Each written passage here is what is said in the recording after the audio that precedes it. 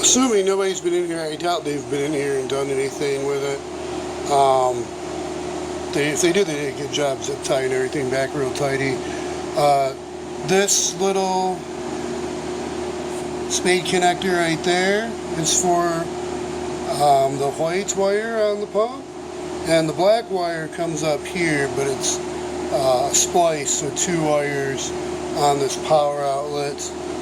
That'll come down, comes up to this indicator. Let's see here, the outside. So the, of course, is that the soldered wire? Yeah, the soldered wire. So that's not going to unplug super easy. But I'll go ahead and snip that. I can solder that later. I just want to make sure I document it. So wire over these 2. Oops.